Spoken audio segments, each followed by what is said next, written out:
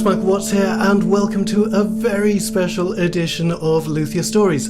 I'm here in London with my dear friend Howard Feng. Hello everybody. Last time we saw each other was obviously due to various circumstances around about 4 years ago, right? 3 or 4 years, give or take. Exactly, and you may remember a podcast that we recorded at that time. It was a beautiful day. We walked around the Tate Modern Museum of Modern Art here in London, and we bumped into Derek Gripper. Yes. Yeah, great days. But today is very different. I got a message a couple of months ago from a very excited Howard saying I'm going to be in London and I'm going to bring the first example of my own work. First of all, we completely destroyed Howard's hotel room in order to turn it into into a set. And then I sat down and played.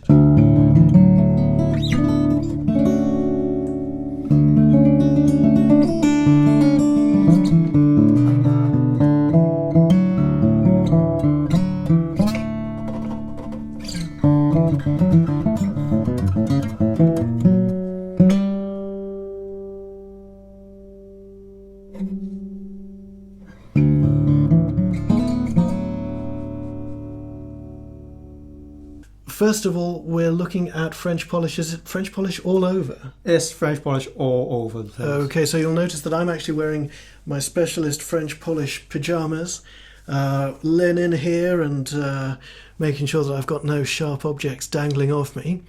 Because the polish itself, how thin is it? 1 thou. 1,000th of an inch. Size 1 thou, yeah. That's not bad, is it? How many coats did it take you to get to to build it up to 1,000? So I put probably around 25 sections on here, and each section is about 10-15 coats. 400 coats. 400 coats to get to 1,000th of an inch. You see, this is the sort of uncompromising, almost masochistic approach to making guitars that you see right at the top end. Now, Howard, when we first met, you were a guitar collector. You were, yes. At that stage of your life. And then you took the decision to move out to the USA. You've been apprenticing under an ex-Somogyi apprentice, Raymond Kraut, Yes. out in Tucson, Arizona. And now you are making guitars. Mm-hmm. It's a long journey, isn't it? It is. Well, a lot can change in 10 years, can't it? It is. Wow. So tell me, first of all, how did the relationship with Ray start? Oh, I would never forget that morning after the interview when he said, "You're on." But let's backtrack a little bit. So after I moved to US in 2017, I go through the whole RV stuff, Roberto Venn. Oh, those fantastic. Yeah. So that's the Roberto Venn School of Luthery in Arizona. Mm-hmm. And after that, I was like, after the whole program, I know I was not there yet. I want to build my own stuff to just keep exploring the potential. So I stayed behind at RV and just started to build my own stuff. Okay. And then there's one day Ray come in at the shop. We have a couple chat, and then we're off to Holy Grail. Oh, yes, absolutely. Mm-hmm. That was one of the last times I saw you, in fact, was the Holy Grail guitar show. Grail. When was that? Was that 2018? Yeah, give or take 18. Yeah. I think it's 18. So after that, he was like, "Do you want to come for an interview with me? We can try that." Interesting question, yeah. Yeah. And then I went through the week-long interview, make a cube. You made the cube. I make the cube.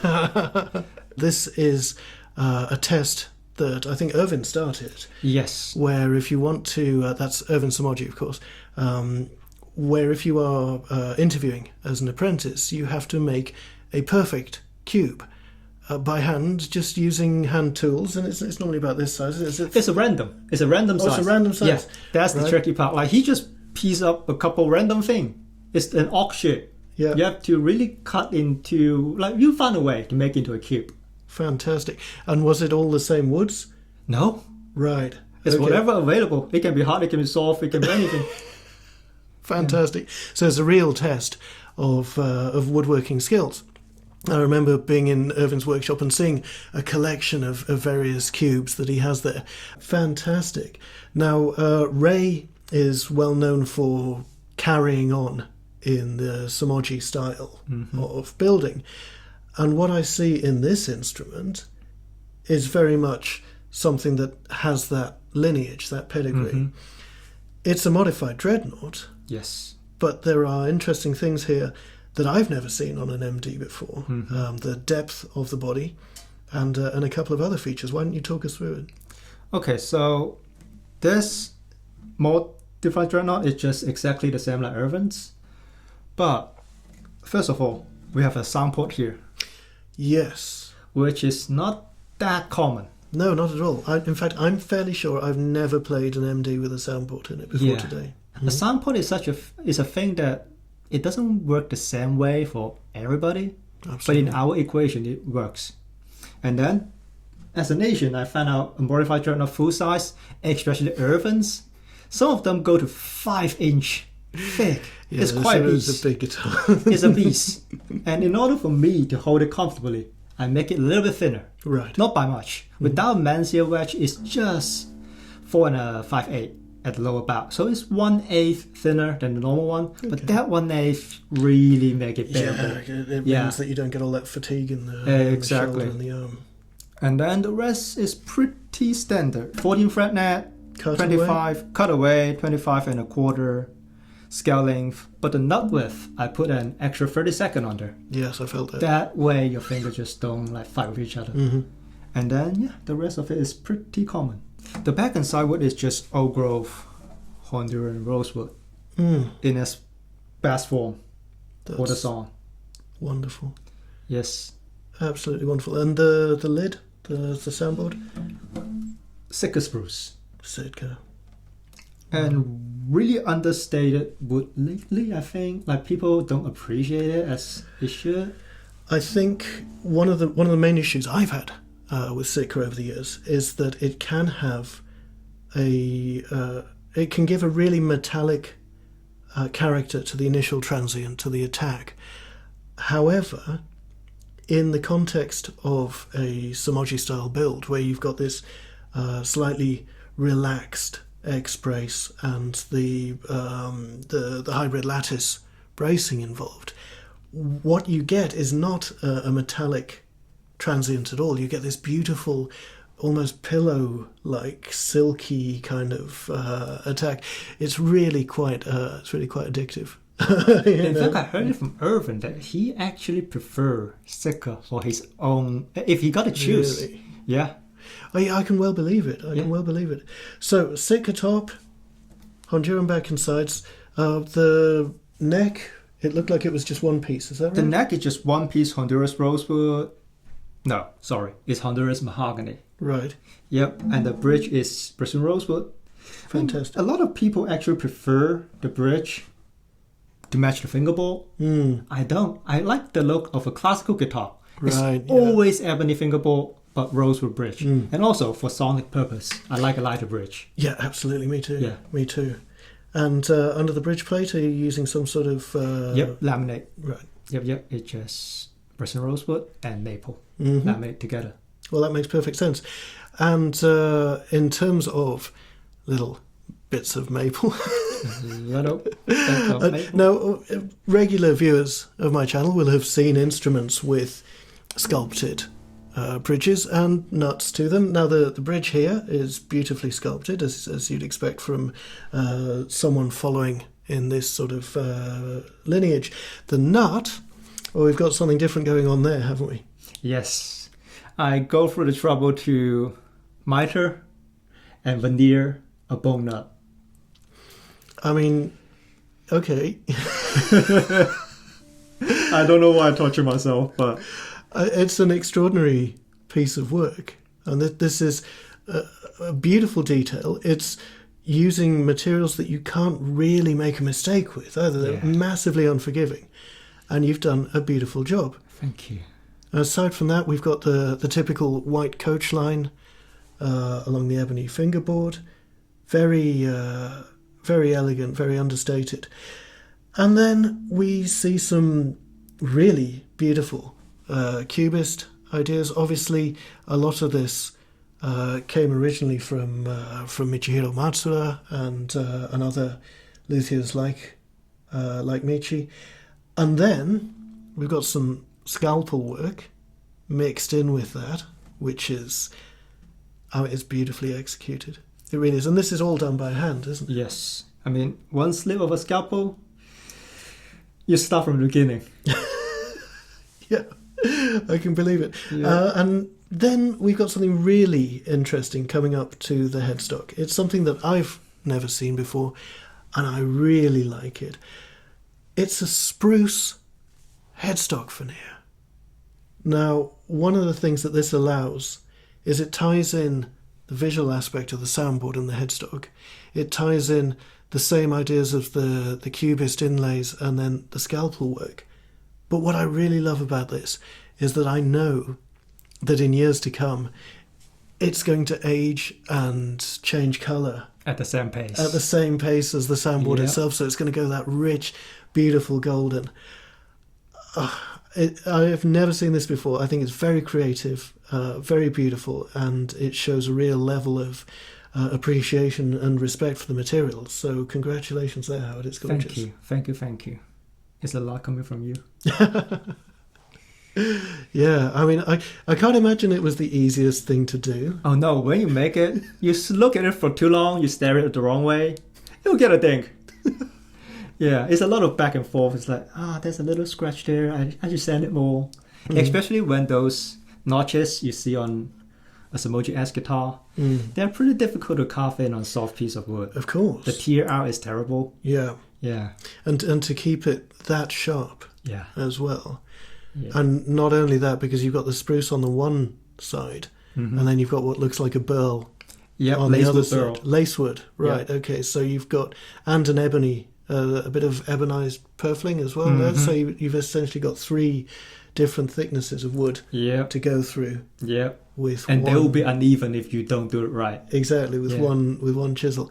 I mean, that is breathtaking. That as an idea in and of itself, and the execution is beautifully done. So, yeah, I mean, this is something that I've been thinking about recently quite a bit. The idea of the semantics of how a guitar looks. Really, it doesn't matter until it does, until it matters to you personally. You know, something like this beautiful work here would be completely out of place on, say, a 1920s Martin in Koa. Yeah. But the modern luthier-made instrument, especially the Somogyi school of lutherie, really encourages this level of expression. And the way that I look at it is that you can extrapolate from the way that each of these tiny little details has been executed. You can extrapolate the whole intent that went into the instrument. So if you see a little slip in the chisel or the scalpel, you can think, okay, well, maybe there's little bits of this guitar that got rushed. Every aspect of this is very, very clean indeed. It's not as shiny as a UV or a poly or a nitro finish would be, but that's exactly the way that French polish is supposed to look. So you've got this really beautiful luster to it rather than a sort of full-on shine. And then all these beautiful inlays and scalpel work. It's all intensely personal, isn't it? I mean, I know for a fact that if someone were to order a guitar from you, it would be an important conversation to have. Oh, yeah. Especially when you mention French polish. Me and my mentor and good friend, one of my mentor too, Julian Gaffney, he actually helped me a lot through this French polish section. We talk about a lot compared to what the client wants and what we all want. Most people nowadays like really glossy finish, really like. We go that extra step because when you look at the back and the side, it's not like normal French polish. It's like glossy nitro because we epoxy filled it. Okay. We do the epoxy grain fill to make it look like a mirror, to be that flat. But if it's up to me, I actually don't prefer that look. I prefer the old school classical French polish that look not as shiny, but you really see the grain of the wood. You do. Yeah. You see the grain in the wood, and the whole instrument just breathes. I mean, when I was playing this earlier on, it was pulsing and doing all the sort of stuff I'd expect out of a fantastic Modified Dreadnought.